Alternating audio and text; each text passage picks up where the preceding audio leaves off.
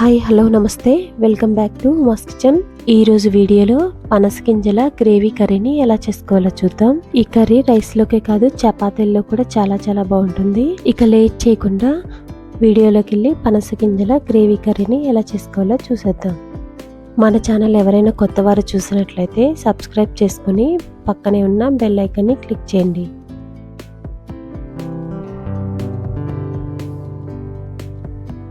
First ఇక్కడ పనస గింజలు ఉడికించుకోవడానికి ఒక గిన్నె నిండా నీళ్లు తీసుకుని క్లీన్ చేసుకున్న పనస గింజలు వేసుకోవాలి. ఈ గింజల పైన వైట్ కలర్ పొపర్ని తీసేసుకొని ఇలా క్లీన్ చేసుకున్న పనస గింజల్లోకి 1 స్పూన్ సాల్ట్, 1/2 స్పూన్ పసుపు వేసుకొని ఈ పనస గింజల్ని ఉడికించుకోవాలి. ఈ గింజలు ఉడకడానికి 10 నుంచి 15 నిమిషాలు పడుతుందండి. పనస గింజ ఉడికిందో లేదో చూసుకోవడానికి ముందుగా ఒక పనస గింజను తీసుకొని ఇలా కట్ చేసుకొని చూసుకోవాలి.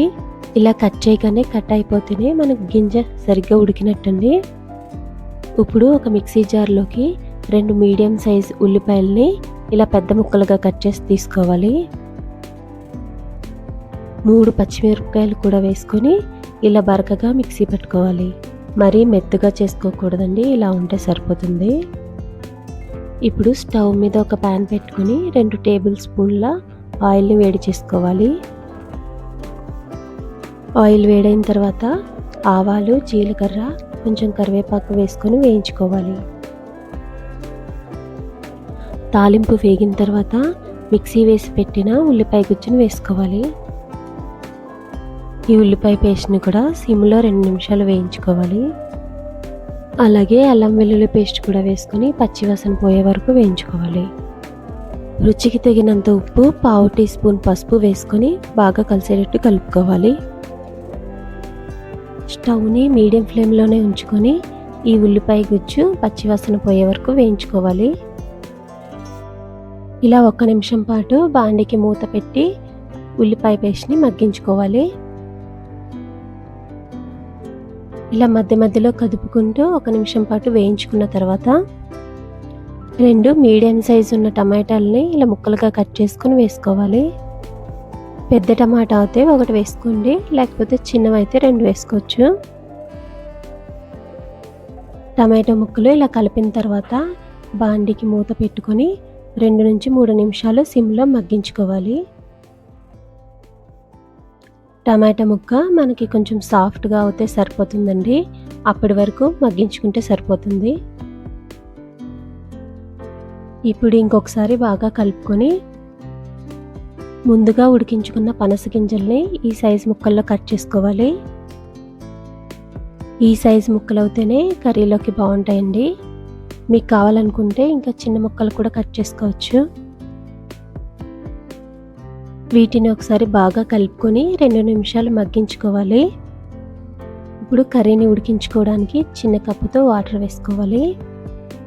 వాటర్ మరీ ఎక్కువ వేసుకోకూడదండి, కొంచెం గింజ ములిగే వరకు వేసుకుంటే సరిపోతుంది.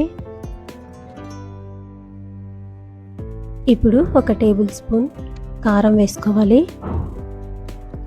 అలాగే 1/2 స్పూన్ జీలకర్ర పొడి, 1/2 స్పూన్ గరం మసాలా, 1/2 స్పూన్ ధనియాల పొడి వేసుకొని బాగా కలిసేటట్టు కలుపుకోవాలి.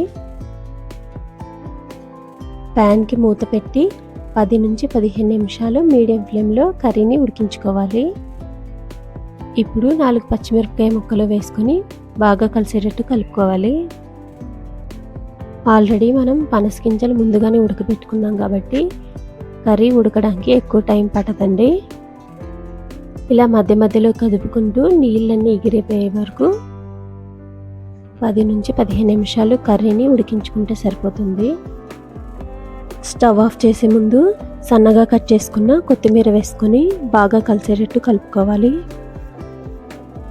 అంతేనండి, ఎంతో టేస్టీగా ఉండే పనస గింజల కర్రీ రెడీ అయిపోయింది. మనం టమాటో కూడా వేసుకున్నాం కాబట్టి కర్రీ టేస్ట్ చాలా బాగుంటుంది. పనస గింజలు దొరికినప్పుడు తప్పకుండా మీరు కూడా ఇలా ట్రై చేయండి. వీడియో నచ్చినట్టయితే లైక్ చేసి కామెంట్ చేయండి. మరిన్ని ఇలాంటి వీడియోస్ కోసం ఉమాస్ కిచెన్ ఛానల్ని సబ్స్క్రైబ్ చేసుకోండి. Thank you.